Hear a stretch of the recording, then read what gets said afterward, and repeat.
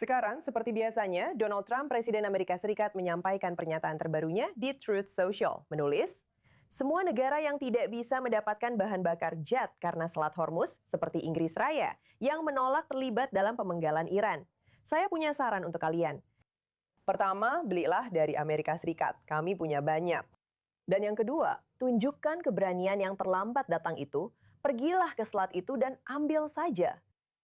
Pada saat yang sama, Washington masih mempertimbangkan opsi militer terhadap infrastruktur energi Iran jika mereka tidak memenuhi tenggat waktu 6 April yang ditetapkan olehnya untuk menyetujui gencatan senjata. Baik, kami ingin segera melanjutkan percakapan ini di studio, masih bersama saya, Yakov Lapin dan Owen Alterman. Yakov, ketika kita membahas apa yang terjadi di Selat Hormuz, ada tekanan terhadap beberapa sekutu Eropa ini untuk turun tangan dan mengambil tindakan sendiri. Apa yang sebenarnya akan terjadi jika mereka melakukan hal ini? Itu tidak akan terjadi. Ada kesenjangan yang sangat besar antara Trump yang menyelesaikan urusan secara diplomatis dengan negara-negara Eropa. Dia sangat kecewa pada mereka, dan memang seharusnya begitu, karena mereka benar-benar gagal mengambil tindakan apapun terhadap ancaman global yang berasal dari Iran. Namun demikian, ada kesenjangan besar antara itu dan apa yang sebenarnya terjadi di lapangan. Yang terjadi di lapangan adalah CENTCOM memiliki rencana bertahap dan sangat teratur yang telah mereka kerjakan selama bertahun-tahun untuk membuka Selat Hormuz. Ini bukan sesuatu seperti yang mereka katakan, yang mereka susun secara dadakan. Mereka memiliki rencana yang sangat bertahap, dan mereka memberikan banyak pilihan kepada Komandan CENTCOM, Laksamana Cooper, tentang bagaimana melakukannya. Jadi, mari kita pertimbangkan fakta bahwa kedua Angkatan Laut Iran pada dasarnya sudah hancur, Angkatan Laut Reguler dan Angkatan Laut IRGC. Sebagian besar posisi peluncuran rudal jelajah anti kapal mereka, posisi penembakan di pesisir, telah dihancurkan. Mengenai ranjau, Amerika sangat mampu dan kemungkinan besar sudah mulai melakukan pemindaian untuk membersihkan ranjau. Mereka tidak perlu membuka seluruh Selat Hormuz, mereka hanya perlu membuka satu jalur.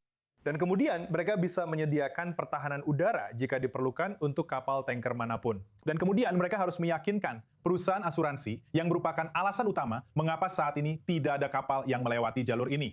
Bukan karena kemampuan Iran yang sebenarnya, tetapi karena ketakutan dari pihak asuransi.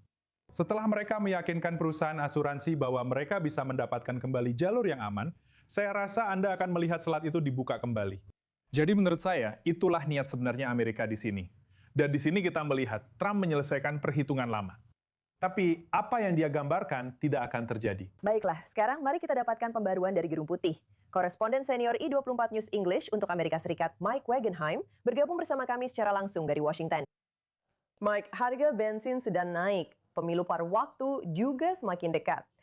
Bagaimana semua ini memengaruhi perhitungan Gedung Putih dan pemerintahan Trump terkait tahap perang saat ini? Tidak diragukan lagi, ini memang menjadi faktor di sini. Anda harus mempertimbangkannya untuk basis pendukung politik di dalam negeri. Ingat, isu yang diusung dan dimenangkan oleh Presiden Trump sebagian besar adalah tentang keterjangkauan dan kurangnya hal tersebut pada saat itu. Dengan inflasi yang melonjak tinggi, dia mengatakan bisa mengendalikannya, membangkitkan kembali ekonomi. Sekarang kita berada di momen ini. Keterjangkauan masih menjadi masalah, tetapi saat ini bukan isu yang menguntungkan bagi Presiden menjelang pemilihan paruh waktu. Biaya energi jelas akibat krisis di Selat Hormuz hanya membuat harga-harga itu semakin naik.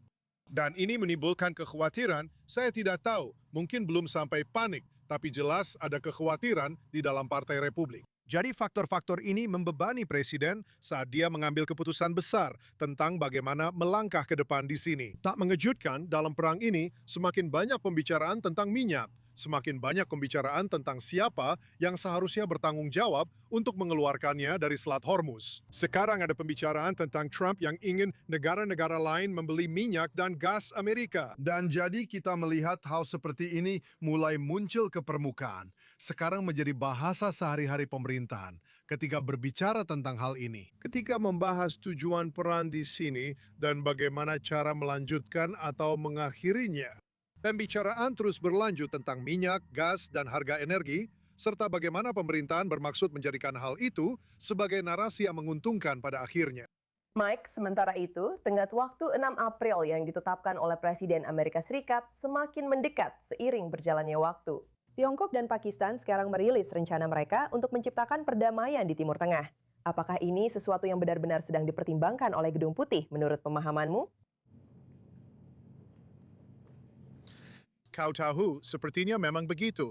Dan menurut saya, hal terakhir yang diinginkan Presiden adalah melibatkan pihak-pihak perantara lain ke dalam proses ini lalu bisa dibilang mengorbankan mereka dengan melangkah maju sementara mereka masih mencoba menyiapkan dasar-dasarnya. Itu hanya menimbulkan ketidakpercayaan dan ketidaknyamanan secara diplomatik dengan negara-negara tersebut. Jadi dia akan menatakan, dengar teman-teman, beri kesempatan dan setidaknya biarkan ini punya peluang meskipun kelihatannya sangat kecil, kalaupun ada untuk maju. Atau dia akan mengatakan, kalian tahu apa? Pada dasarnya itu saja. Dan Anda akan mulai melihat pembicaraan tentang betapa hebatnya negosiasi di sini mulai mereda.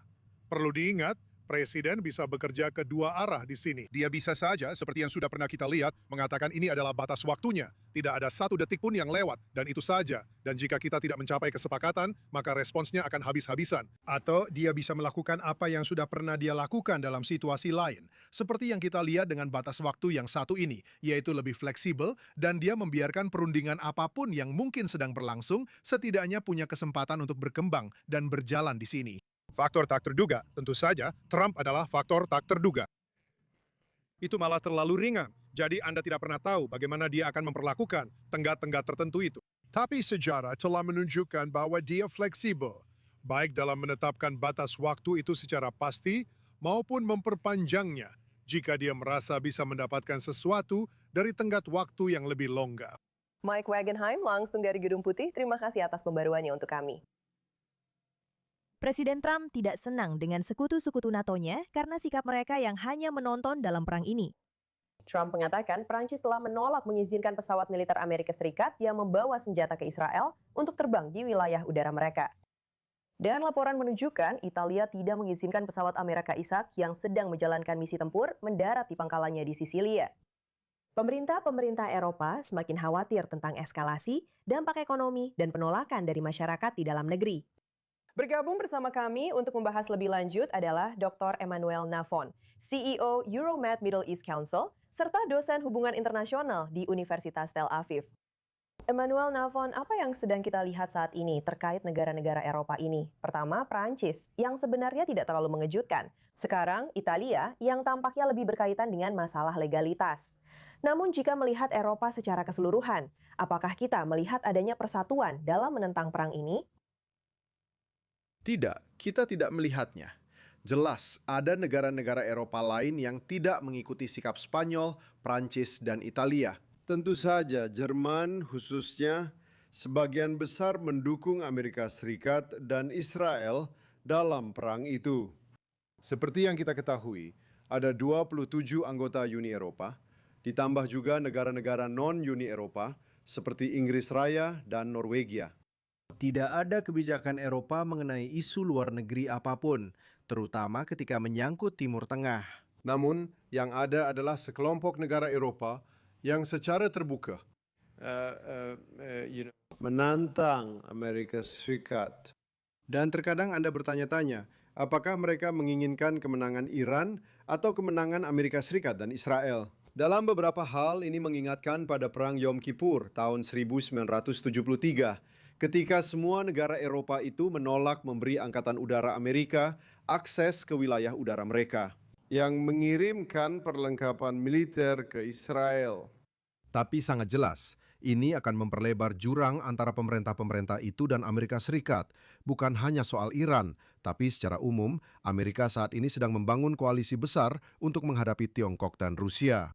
Dan tampaknya sangat jelas bahwa dia tidak bisa mengandalkan semua pemerintah Eropa. Tentu saja ada perbedaan dalam cara pemerintah-pemerintah Eropa ini merespons.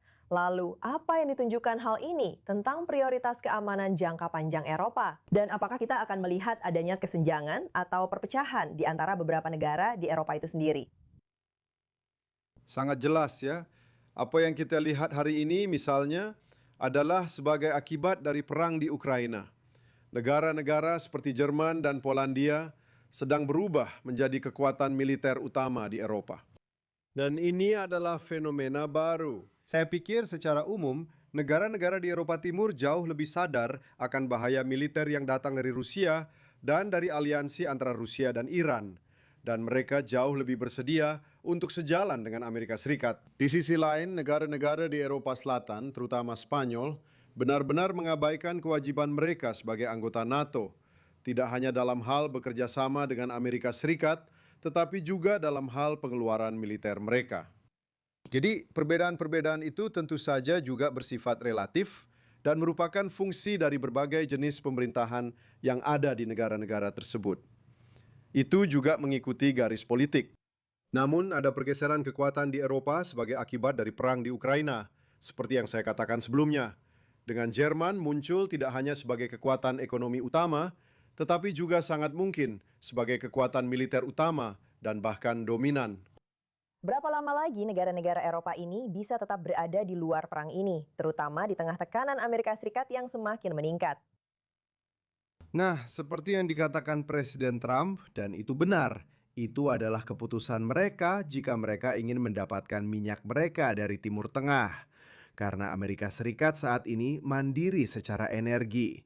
Amerika tidak membutuhkan minyak dari Timur Tengah. Kita sudah tidak lagi hidup di tahun 1970-an. Dan negara-negara Eropa lah yang membutuhkan minyak dari Timur Tengah. Jadi jika mereka ingin membuka Selat Hormuz, mereka seharusnya melakukannya sendiri. Dan bersembunyi di balik argumen legalitas itu benar-benar tidak masuk akal. Karena faktanya, jika bukan karena operasi militer dari Amerika Serikat dan Israel, Iran sudah akan memiliki kemampuan nuklir dan bisa melindungi dirinya sendiri. Dan mengancam Eropa dengan rudal jarak jauhnya. Dan tentu saja, mengharapkan keputusan dari Dewan Keamanan benar-benar tidak masuk akal, mengingat kebijakan Tiongkok dan Rusia. Rusia sendiri bersikap agresif di Ukraina. Jadi, terus menggunakan argumen tentang tidak adanya resolusi Dewan Keamanan itu benar-benar tidak jujur. Dan saya pikir Presiden Trump benar untuk mengatakan kepada orang-orang Eropa bahwa jika mereka ingin minyak dari Timur Tengah, sebaiknya mereka segera berbenah. Dr. Emmanuel Navon, senang sekali Anda bersama kami.